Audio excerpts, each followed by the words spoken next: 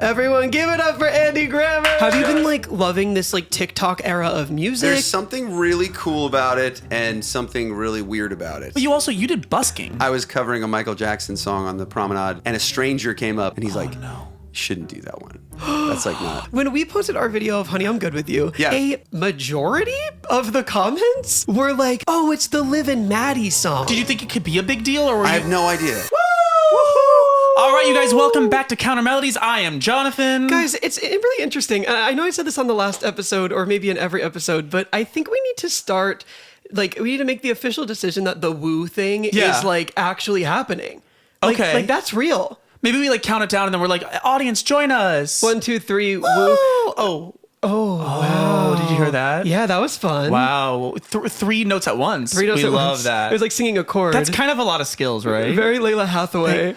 Thank you. That was my goal. Of course. We're off to a really great start today. Oh, Anthony, by the way. This is Anthony. Yeah, that's who I know. I I was like, am. you're going to say who you are? I know. I feel like I always forget to say who I am. No. Should we tell them what we're doing tomorrow? I Is that think kind of a we cool thing should. to share? I think we should make it happen. All right. So tomorrow we're shipping off to DC. We're being world travelers. We are to go do an interview with Teddy Swims for the Grammys meets TikTok.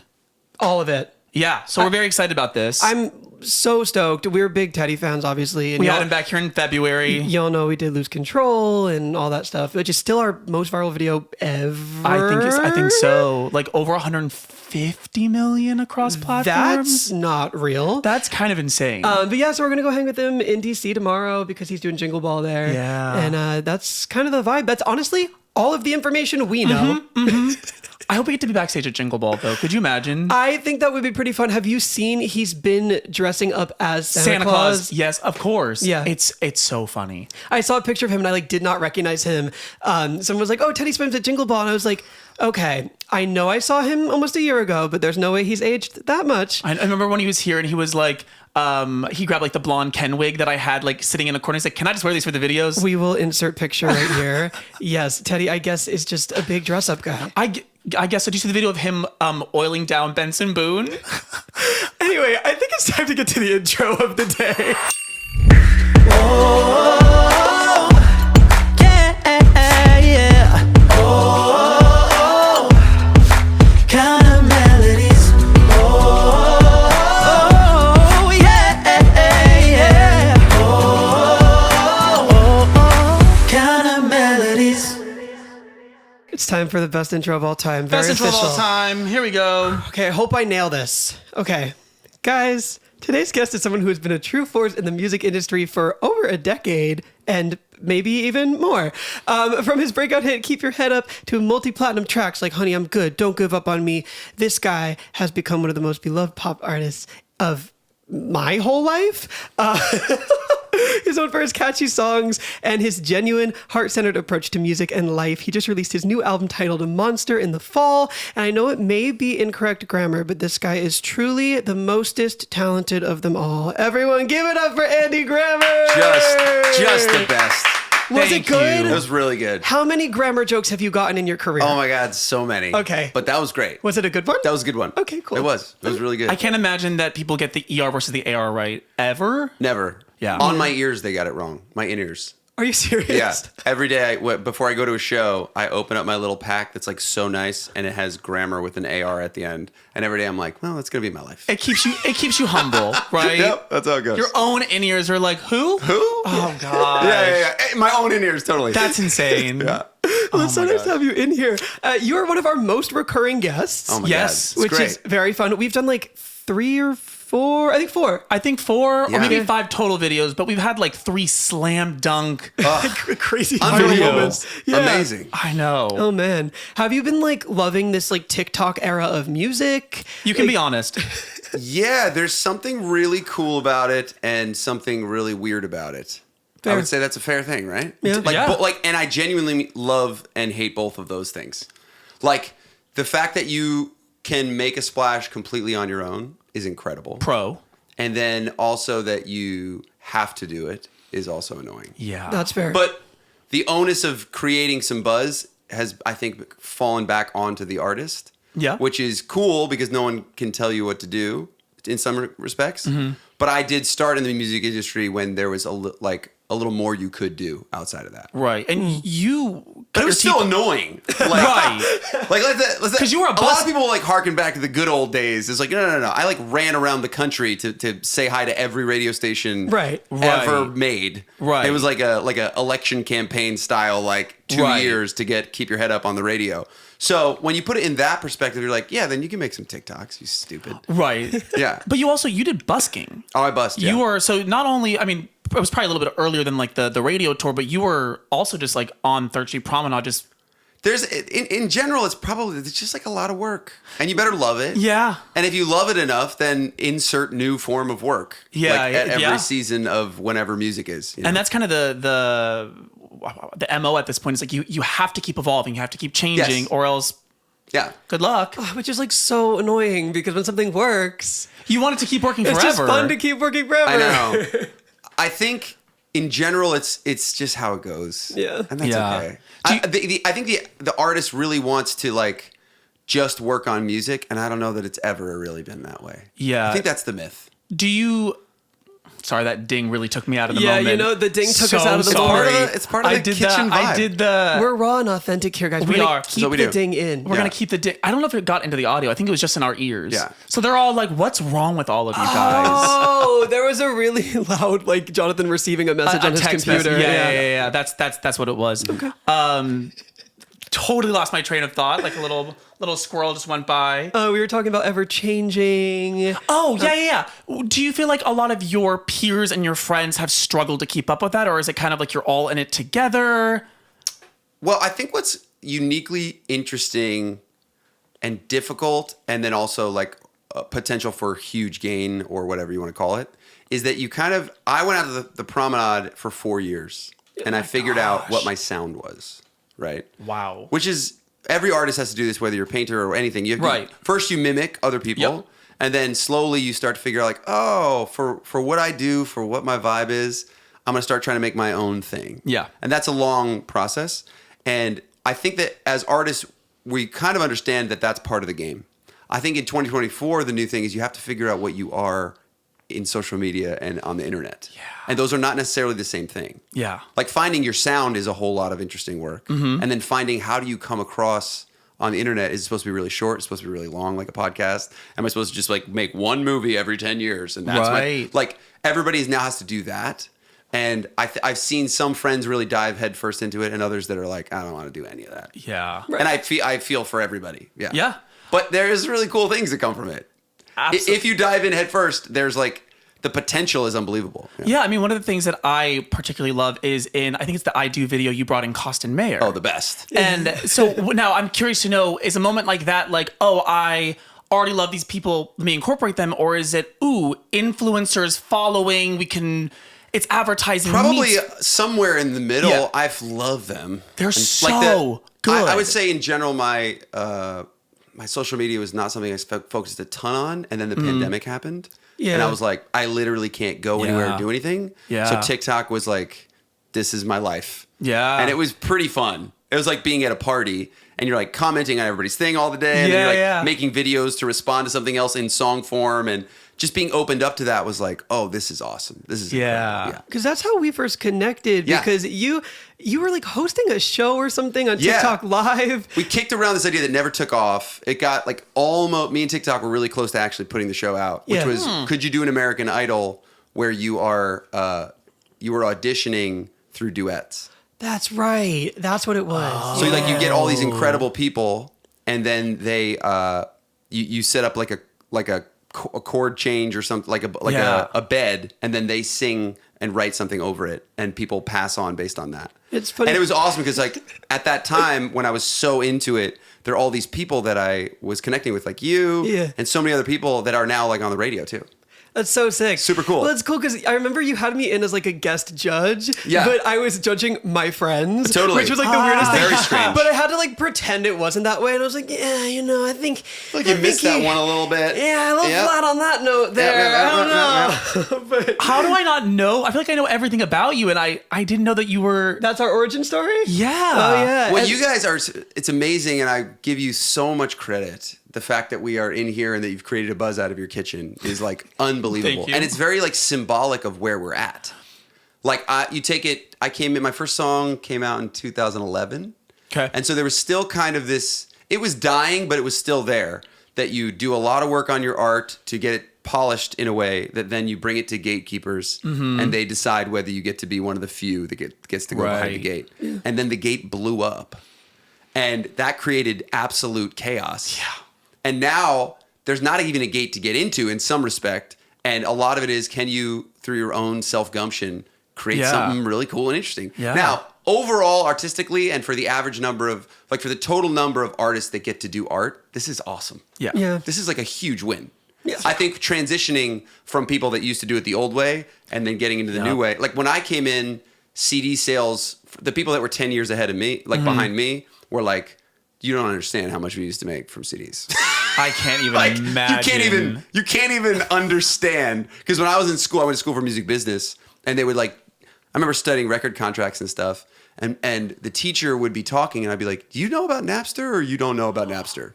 That was happening at the moment that I was there. Wow. So music was like sort of becoming free at the moment that I was learning about it. So it's kind of for everybody. There's just phases where you learn, like, how does this work today? Yeah. Do I still want to do it this way? Yeah. And for me, the answer has always been like, hell yeah, let's keep going. That's amazing. Yeah. I mean, something that's cool about like this current era too is I feel like we have, as like music creators and artists and musicians, like I feel like we have the opportunity to do a little bit more trial and error than maybe Totally. you could have done back then. But also it's in public, so it's like trial and error, but you're also being judged by so many people at once. Right. Yes. Which is like, I mean, we've kind of run into issues where like, I know like some songwriters and some producers like don't want people teasing music before it's officially coming out, but that's kind of the way to Build do the it. hype of it to get the playlisting and I think we're still in the falling apart, and then it will come back together. Yeah. Right. Because it is weird. I've come up against that where you Yeah. have a song, you're like, can we just tease it?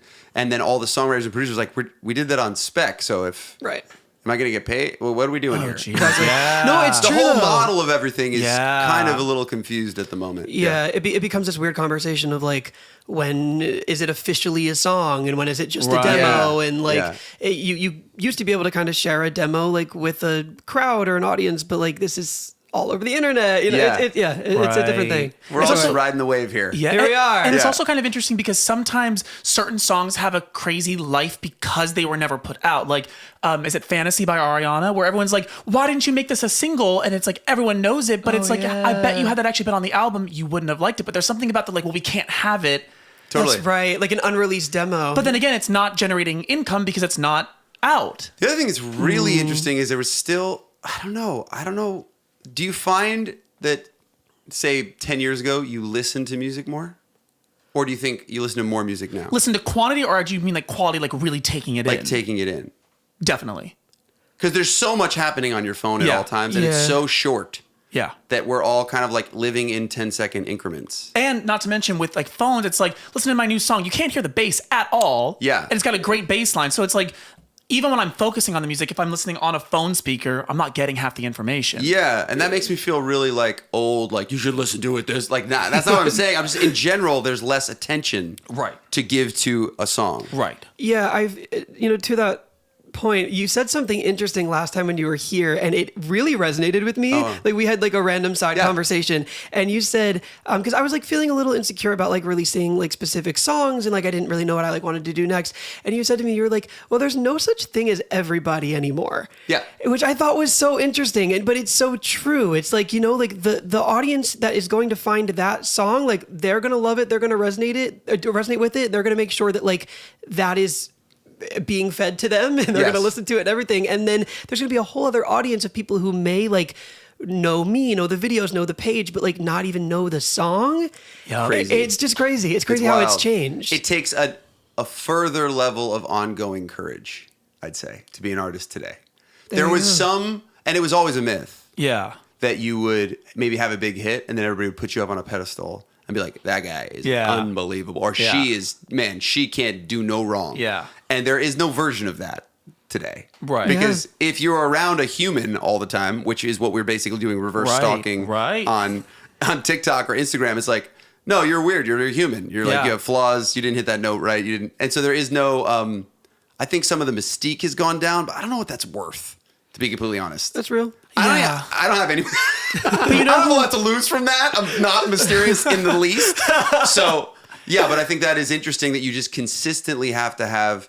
And I think that everybody would say you have to have courage to put out your second record, your third record, but those were in like 2-year intervals. It was like, do you have courage on a Tuesday at 11 a.m. to like set up your phone and be like, I feel like I don't look a little puffy today. Right. I'm not sure I want to sing this for the world. But the people that are able to plow through that and just continue to put up stuff, I think do better. Yeah. Hot take. I kind of think that the sustainability of artists moving forward will shift to people being more like Chapel Roan, where you're not pandering to everybody at once online. You're going, I'm talking just to my core audience. I don't care if I'm angering 60% of you on this application. Yeah, and that's I don't like that. I mean, It's stressful. It's so stressful. As someone who, because you clearly are a I don't want to good annoy dude. anyone. Right. I don't You're want to make a literally hot a dad. take and like cut people out. Right. But you do, every brand, every artist, everybody has to. I read a book, This Is Marketing, which is great for anybody that's like in the zone. Read it, it's so good. And he's basically like, if you don't make it clear who you're not for, your people will not know that you're for them. And that shifted my mind a little bit. Because if you're for everybody, You're for no one. for no one, yeah. But Or that's you- or hard. You're for Target, which Yeah. there's nothing wrong with that. But I think it's harder to fall in love with artists who are so general that everyone can put a little tone and go, yeah, that's cool. I think the hardest part of being an artist today is you have to create your own box. You used to be fighting to get into the box, and now the box is blown apart, and you have to have a different skill set to create your own box. I wake up, like I've just learned how to produce a little bit better, produce some of the songs on my newest record. Yeah. I work with a video guy. I mean, you wake up and there's 150 things that seem valuable to do, Yeah. which I don't know if that was always the case. I honestly don't know. I wouldn't know. It might have been like, oh. We wouldn't, because we don't really know When I that came other in- side. When I came in 2010, it was like, your song has to be incredible. That's really where people are going to hear about you. Spotify was starting to take over the radio, but it wasn't quite yet. Radio still mattered. Right. It was like, your song better be so freaking good that when it goes up against Maroon 5 and whoever else is like crushing right now, competes. it competes and it holds a listener's attention. And it was like very laser focused. And then everything that you were doing was based around, how do I get that song onto the radio? There was a place you were very clearly trying to go that everybody agreed that if you did that, had the best chance of working. Yeah. Now we're in a kitchen, Right. Right. which is sick. Right. But a whole other level of stress in different ways. Yeah. that's real. The old stress was like, if it doesn't work on the radio, I don't know that anybody will let me do this again, Right. which sucks and scary. Yeah. That's a different level of stress. This is like, no. I can do the kit. You guys can do this as much as you want. Right. And if it's valuable, then it'll work. Right. I still think this is better. I say that sincerely. Yeah, If you look at great. art as a world, all the artists in the world, 2024 is better. I think for songwriters, there's a lot we got to do because you're just not gonna. Yep. It's insane that you would do all your sessions on spec, and then Right. even if one crushes and it Right. works, you still don't get money. Right. That doesn't work. Right. We're gonna have to figure that out. That's not right. Yeah. That's worse. We have a similar situation here where it's like there's all the content under a minute is demonetized on TikTok. So even if we get 70 million views, we also don't see $1. So it's like this weird place where it's like you're hustling to get the opportunities and the exposure, but then the monetization isn't there. And how do you navigate still growing who you are when there's not the money to go behind it, but then you can still go viral at any moment at 11 a.m. on a Yeah, you Tuesday. It's this really Which is a good interesting posting time, by the way. I Which- do. that is My our other time. question is whether there was actually, and I don't know, whether there was a time where artists got to spend more of their energy on the art. Now, I don't know if that's true or not. I bet in like the upper echelon, I'll use a fancy word. They're like in like the and like the at the time the Maroon 5 of 2008. Probably they could probably go to a cabin for 3 months and no one cared if they disappeared because they're going to come back with a banger. But now, if you go out for 3 months and you don't post, now you got to get your algorithm started again, Yeah. and that's a slow build. And you're like, And there's well, no one seemingly that can affect that. right. See, I mean, I'm See, sure. right, Who knows? right. I'm Who sure knows? that some They big can person affect somewhere. it. Can, Oh, yeah. yeah. But unless you have Right. the consistency to it is actually just a different game. I've been using the analogy that like when I came in, it was like we're playing basketball, and now the game is hockey. And so if you don't know how to skate, that when I talk to the people that are my age, I go like, you don't have to do it. Just like know that the game is hockey. Right. So like if you don't want to learn how to skate, that's fine, but that's the game right now. Right. And it'll probably change in 10 years and it'll be football and we all got to like figure out what the hell's going on next. Yeah. And do you know how to skate? Not really. Okay. In the analogy, I've figured out the in best real life. way. No, I mean, in real life, life. if you put me on skates, I'm a very competitive person. Oh, okay. And I would like figure it out. Right. I like skated I had a pond growing up, but if you put skates on me, it'd be rough. Yeah. Well, before this, you were just saying that you're a skier, or no, a snowboarder. Yeah. Okay. Not in a way that I would like promote that I'm a snowboarder, but I can get down a mountain. But there's Yes. content for that. But Yeah, see, exactly. And that's how my brain works now. Dude, what? Always. This is what I'm saying. Is You Yeah. have to create a box around, and no one's found a great way to help do that. I feel like the closest thing we've got so far is like having social media managers and directors to kind of like help you bank the content and post. That way you can have your own life. Yes, but that would be the equivalent of when I go out to the promenade year 1 of 4. Yep. Having someone that was like helping me carry my stuff or something. Right. When the real work is, Right. Is this working? Does anybody care? Well, my voice doesn't sound good when I cover Plain White Tees. My voice does sound good when I cover Sunday Morning by Maroon 5. We should be writing, that's all my own work of like, oh, when I cover Apologize by One Republic, everybody stops. Right. When I do this, it does. You're figuring out like, what is my actual sauce and Yeah. where should I be like searching to make my art in? Yeah. That is really hard to outsource. Yeah, and we've talked about because I do the digital busking because I'm Yes, doing the live streams. yes. We've talked about the comparison points, and it's that I've been doing it for 3 years, and same thing. I feel like I've gone from like I'll do all songs, and now when people are like, "What do you want to sing?" I'm like, "I want to sing Ed Sheeran. Yes. I want to sing Ben Platt." Like I know the artists that people are going to be like, "You sound It's great gonna on work. that." Yep, and then I start favorite writing in that was, direction. I was covering a Michael Jackson song on the promenade, and a stranger came up, and he was sincere. Like he wasn't trying to be mean. He was trying to like help me out, and he's like, no. "You shouldn't do that one. That's like not. Which one was it? That's not your move." The Way I think You it was Make like Me Feel? Billie Jean or something like that. Okay. He's like, "You're really good. Like don't do that one." No I'm just Billie being Jean like, for you. Gotcha. Noted. Okay, cool. Ouch. Wow. Cool. Right. It's all gonna be okay, guys. It's all Yeah. gonna be okay. Wow. You know, there's an interesting thing with the busking too. Like you said that you like will do a digital live stream version of busking.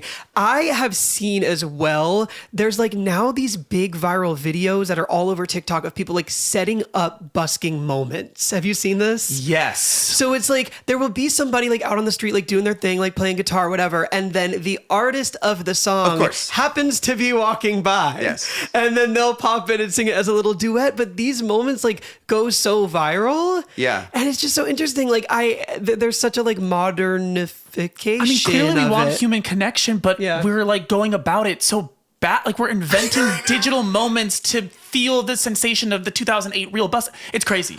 And here we are. Yeah. And then like trying to be the authenticity of it gets very confusing.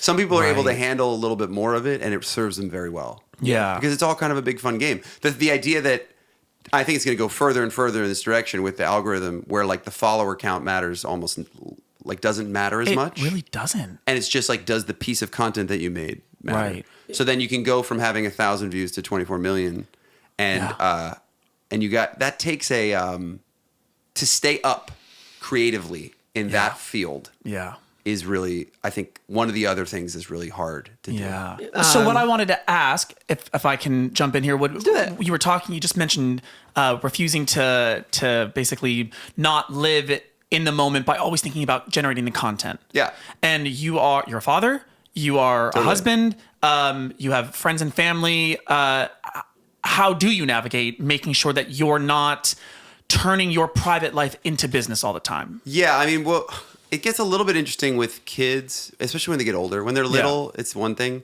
Me and my wife have kind of decided that we're just like not going to show our kids on anymore. Mm-hmm. And sometimes, they do great numbers, whatever the hell that means. You're right, or though. is worth. Yeah. And I don't like that. Yeah. Yeah. These are all new problems that we got to deal with. Super new You know what I problems. mean? Yeah. And the real question is, does any of that actually make it over to does that like move your business, your music, your anything forward?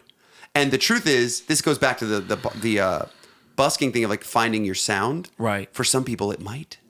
Right. If you're a family, for some people it doesn't.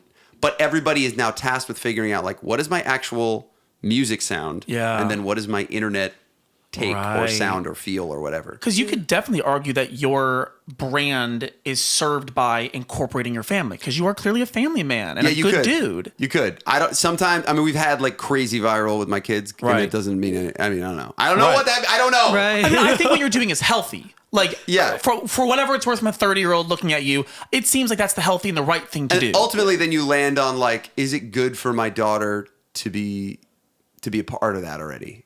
And she's 7 and she's in 2nd grade, and it's like, I don't think so.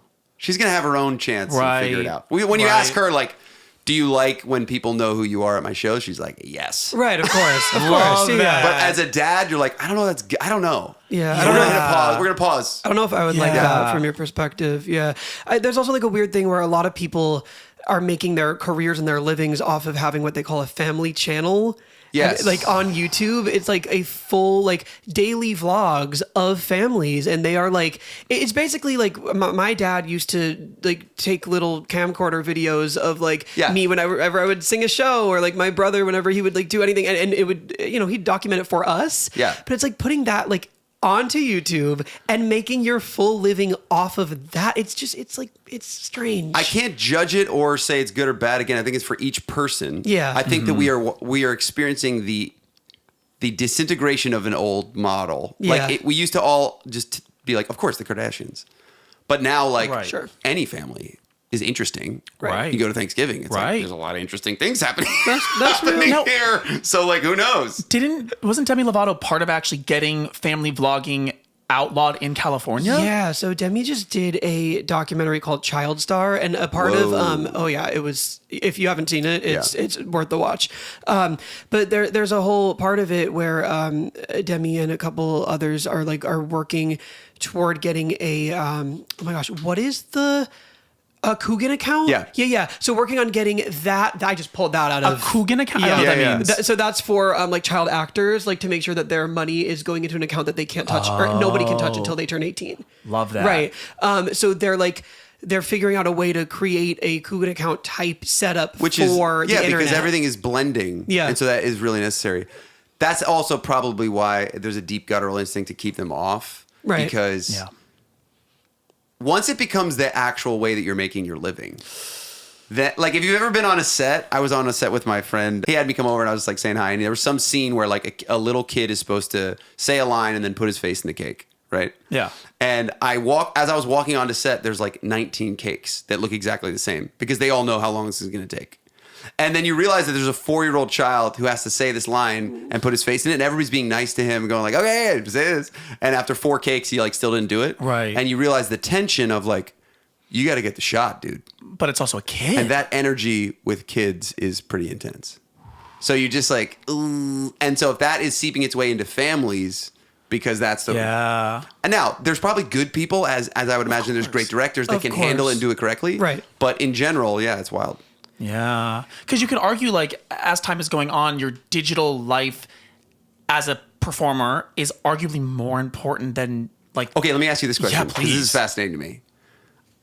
I remember asking the question of when I thought it was gonna shift, where people would care more about their internet life than their real life. I remember thinking about that in like 2015. Where would you say you're at the moment? me personally. Do you care how people view you more in your real life, or do you care more how they view your internet personality? And that has wild effects. If Yeah. you wake up and you care more about how people view you on the line Yeah. than they are in your day to day. I would say I personally still care more that my real life friends and family respect me, Yes. think I've got a good moral compass, but I am very, very maybe heartbroken when it feels like there's a disjunct and online there's characteristics they're characterizing me as something other than that. Totally. That is, I don't let it go very easily. I'm like, no, that's not who I actually am. Totally. And I can't, and you've learned this, you can't do anything about it. Can't do anything about it. You gotta shh Yeah. and let it pass. I think for me, I have like a weird kind of thing to bring up here, but I was just thinking about this the other day and it kind of fits in here. I have always, this sounds random at first, but it's going somewhere, I promise. I've always had pretty like rough skin on my face. Okay. Like, like acne and whatever, like just my whole life. It's just been my journey. And I never really cared about skincare ever. And until like literally like a month ago. I'm being so honest. 100%. Because to me, if I could put on makeup and on the internet, I could put on a little filter, no one knows my skin is bad. Yeah. And then in real life, my skin's still bad. You know Yeah. what I mean? And like, I had that like moment the other day. I had like a conversation with my mom and I was like, it's so funny. I was thinking about this whole thing. Like, I know this is a little more vain because we're talking about like physical appearance, but like, I was thinking about this whole thing where I was like, yeah, I can just put makeup over it. And my mom's like, yeah, but you do know that like when you, in the most loving way, she's like, you know, when you put makeup on, like you're still seeing all the things like your skin texture and all these things. And I'm like, oh, that's right. Cause real life exists too. And I think it used to be, we'd all agree that when you saw Brad Pitt on the screen, like obviously he's good looking, but the lighting is exactly right and everything's perfect. And this isn't real life. Yeah. And we have crossed the chasm into where the internet is almost real life. So the decisions have to be reassessed and like dealt with. Yeah. It's like a weird thing. I'm Very trying to true. wear less makeup, y'all, in case you noticed. I always talk to the camera like it's I love actually it. a I love person. it. Oh man. Okay, well, I want to shift the conversation into something that's actually like, you know, kind of fun and happy and lighthearted, if that's okay. Yeah. We were just like on a kind of the negative topic of like children's TV, but we're gonna like switch it to a little bit of a positive. Great. So when Children's TV? Also children's TV. I know where you're going. Yes. So we, because we just found this so interesting. When we posted our video of Honey, I'm Good With You, it was huge, by the way, like so viral, cool. like 20 million views. I would argue that might be the video that most people bring up, even if it's not the highest viewed. Yeah. It's like the Honey, I'm Good. Yeah. Andy Grammer. A lot of people have seen it, which we Yeah. love. Oh, yeah. And a majority of the comments were like, oh, it's the Liv and Maddie song. Yeah. And I knew what the show was. For anybody who does not know, it's the Disney Channel show where Dove Cameron was fully like parent trapping it up and was playing both twins. Yeah. And I have now further done some research and seen that you performed about a minute and a half of Honey, I'm Good on that show.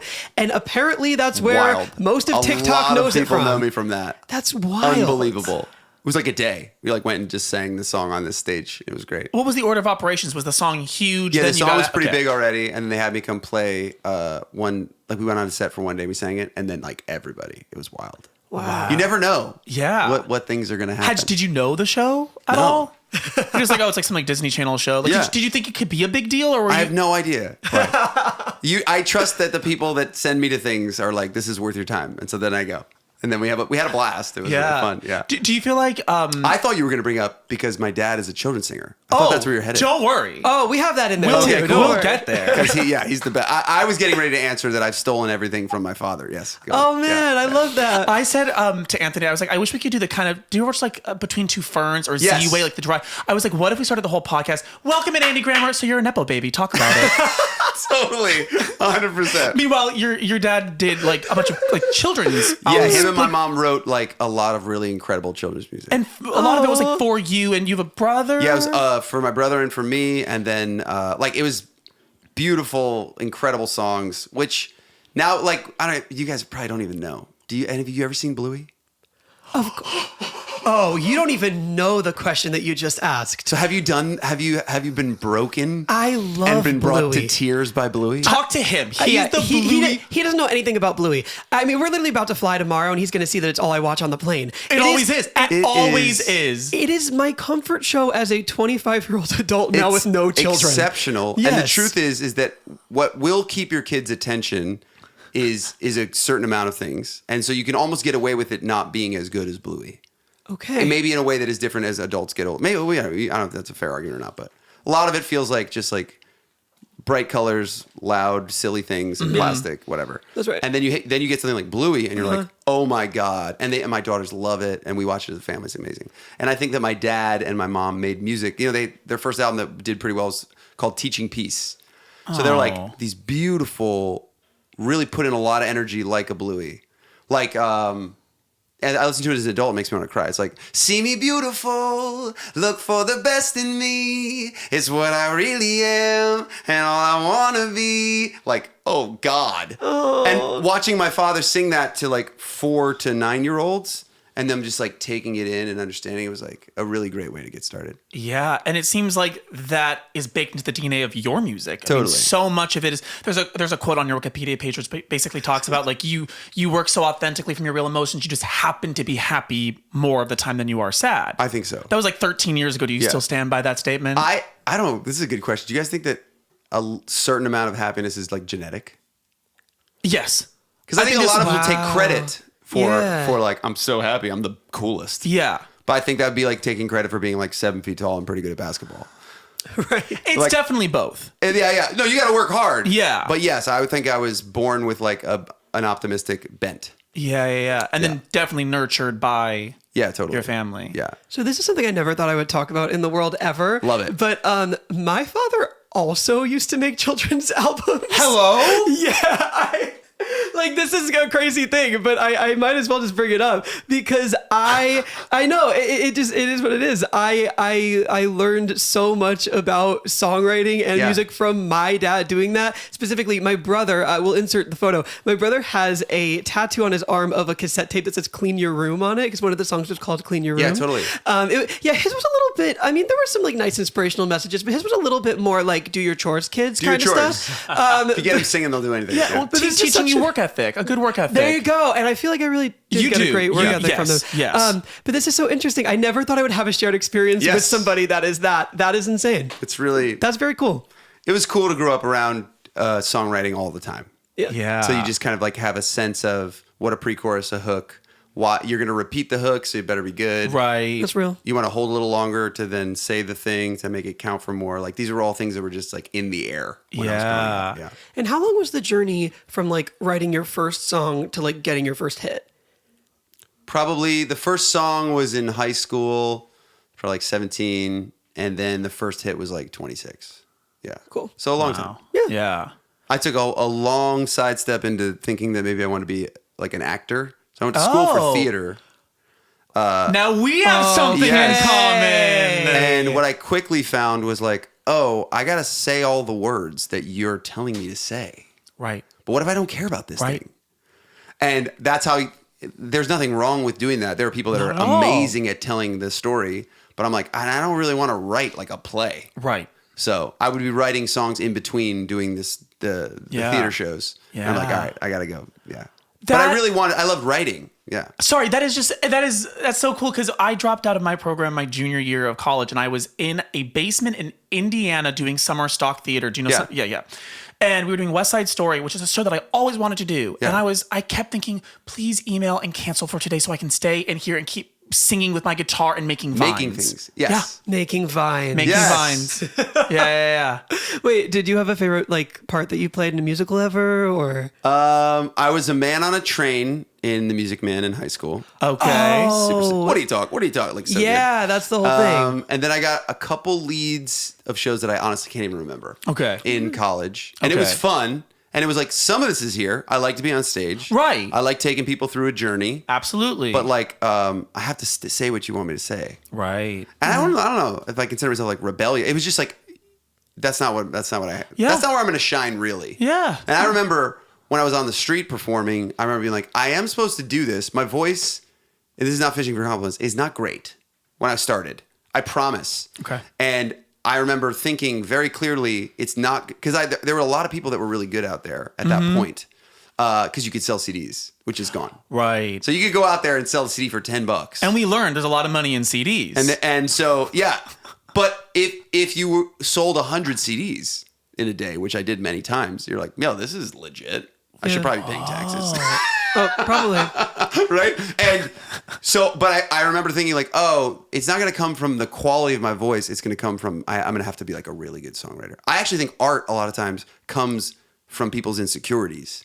Yeah. Of like, I know that I'm not the best at this, so this has got to be incredible. Yeah. I actually felt a struggle for me was leaving the theater world where everything was about like fit into the literal costume of the person that played the role before. Yes. So you get really good at like, okay, so if I'm doing this show, like I'm going to do a little bit more operatically, and then this Yeah. show. And then when I started doing my own music, I was like, well, who am I? Like, I've been doing essentially like glorified karaoke. I loved doing theater with with everything course. in my being. But it was a lot of like, sing it like the original person did, or else people are going to be annoyed you didn't. And then when it comes to like doing your own songs, you're like, well, what's my Different thing? journey. Different journey. Cool journey. Very cool journey. I remember the process of being on the promenade, singing covers and then writing original songs and testing them out and getting instant feedback for people that were your friends and family. And just being, and I remember having dreams where I'd be like trying to set up camp somewhere. And I would like put down my stuff, and then Chris Martin would come out and be like, I'm here already. So keep going. And I'd be like, totally. Okay. And I'd pack up all my shit and like keep going. Cause you just like the journey to find what your thing is to bring. And that keeps changing, but that takes a lot of intense courage as well. And a lot of pushing hard and failing mostly with none of the world understanding. Like there might be a certain group of people that would go out to the promenade and try. Yeah.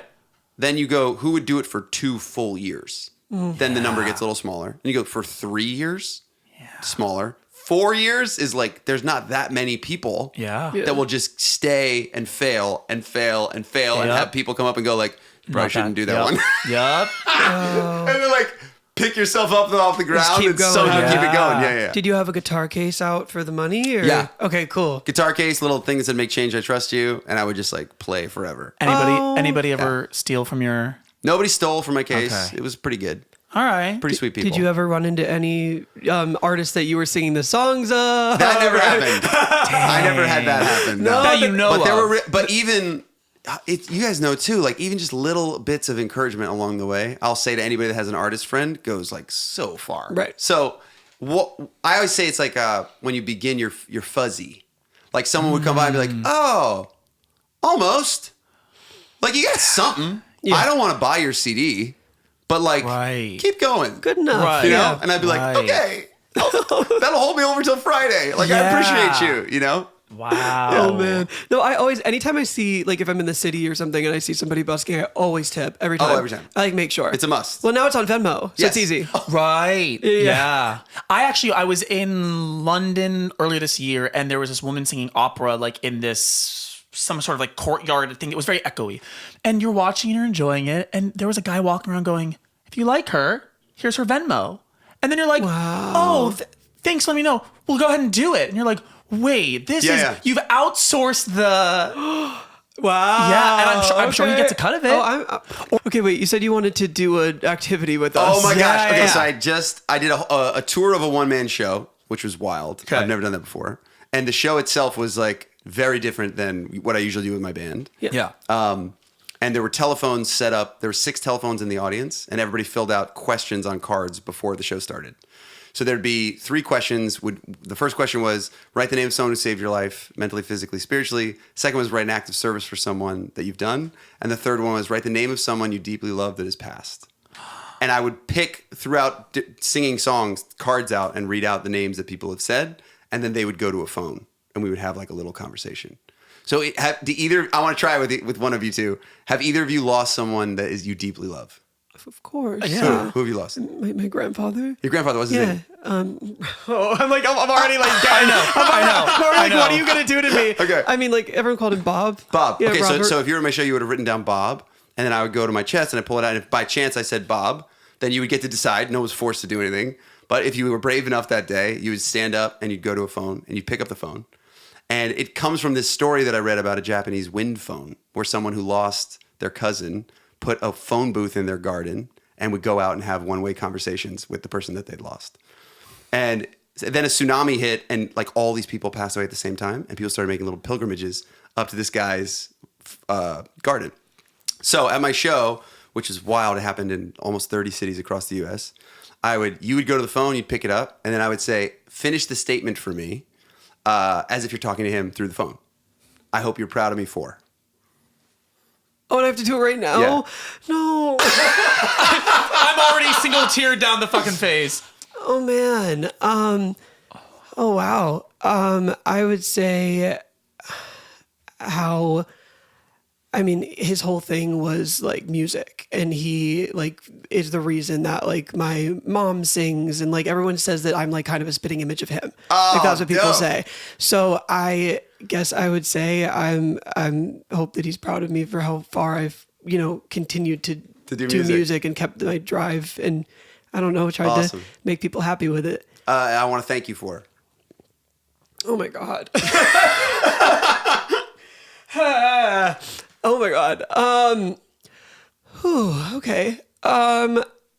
I would say I want to thank you for, really, oh, sorry. I guess I would say like teaching my mom how to be the incredible parent that she was for me, So dope. because I know that's who he was, you know? Well, almost done. There's two more. Oh, there's more. One thing I always admired about you was Oh my gosh. This is actually kind of like a funny thing, I guess. I mean, I think one thing I admire the most about him is that he quite literally did not care what people thought of him at all, to the point where like he every time we ate a meal like ever, he would get food on his shirt and we would call it like doing a bob if you got a stain on your shirt. Yes. So I don't know, just like his ability to be so funny like that. And then the last one is I feel your presence most when. Wow. You know, he was a very like faithful person, and I guess I would say like anytime that I'm like at church with my family, that's probably when I feel him the most. So cool. Yeah. Thank you for even participating. Yeah, But we did that every city and probably like 5 to 6 a night just on that one. I'm like, And then there were like 2 other questions that we would share with people. And then we would go into songs that were like loosely related to whatever just happened. And the aura in the room was like wild and it was beautiful. And it was really, really special. I didn't even talk, and I'm like, Yeah. feeling all the feelings. So then, like, if that were a story from the night, like, what would then happen? So then, I would then close it with a spoken word that was to my mother. Like I had a phone on stage and I picked it up and I'd go through those 4 questions, but in poem form to her. And then we would sing Don't Give Up on Me at the end. It was like so sweet. And the Save My Life one, I have a song called Save My Life, and people would share all these incredible stories of how people save their lives and stuff like that. And then we'd go into a song like Save My Life. And it was just such a and I was terrified to do this because I know that a lot of people would. I put one man show, but I don't know that anybody even knows what that means. Right. And my fans super came with me, and it was like unbelievable. So it's like a reminder to me. We're coming up at the end of the year. I'm like, wow, I could have not done that. That would have been the way easier thing to do, not take a risk and go in that direction. But it was so cool. Yeah. Right. No, for sure. For sure. We'll be right back. Like, wow. That's the end of the podcast, guys. Thanks for being here. Okay, hold on. Okay, second to. Okay. Yeah, come breathe. back. That's incredible. You're incredible. So sweet. I am so I'm inspired glad by that you. you do that. Thank you for doing that. Of course. Wow. You know, I think that, you know, we got to experience, I guess, part of this on like a lesser scale when we did our video of Don't Give Up on Me together. Yeah. I was reading, at least, I'm sure we both were, like so many of the comments about how that song specifically impacted people's lives and changed their lives truly. Yeah. I just think that's such a special thing. Did you have any idea what was going to happen when you like first wrote it? No, I had no idea with that specific song, but if you have, I don't want to sound like pretentious. Leonardo da Vinci, the quote that I love is he says that music is the shaping of the invisible. It's like invisible architecture, right? Yeah. So you're like moving around things that are invisible to try to get it to do a thing. And in that way, I think that music is way more like Harry Potter than anything else. It's like, as musicians, we are consistently going like, and I don't know like Harry Potter fans will hate me, but it's like Wingardium, whatever. Yeah. And for the vast majority of the time that you go like that, like nothing happens. Right. So then you keep looking at your wand like, am I an idiot? And you go, what? Yeah. And then most people go like, this thing fucking doesn't work, and you throw it away. And then psychos like myself that stay out for 4 years and have now written 500 without who knows how many songs. Every 200, something goes like, and then like the spoon like bends. Yeah. And the world goes like, whoa, it got in. Holy shit, this is unbelievable. Yeah. And so I've had that happen a couple times before. And the most exciting thing is when Don't Give Up on Me, when I put it out and I started getting those immediately. And I was like, oh my God, the thing. Yeah. The one. It buzzed. It buzzed. And now that one has had so many lives and people use it for different reasons. And it's like raised money for cancer research. And it's done all this awesome stuff. It's incredible. And so it's just kind of like the power of music is so real.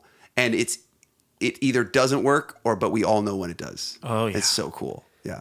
I think your career has been such a testament to that. Like that music heals and changes people. Like So cool. it's amazing. Do you know Lindsey Sterling? Yeah. Okay.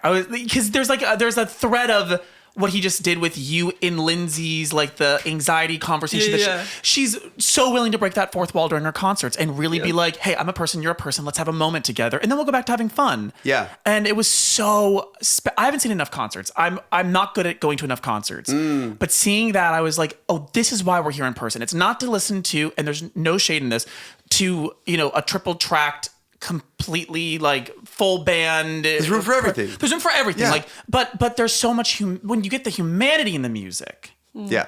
That's what it's like. Oh, that's why we're here to connect with each Yes. other. And concerts still, they got that. Yeah. They got that. Oh, It's yeah. the best. Wow. Yeah. Y'all, it happened. It finally happened. We had our first technical difficulty. Our first technical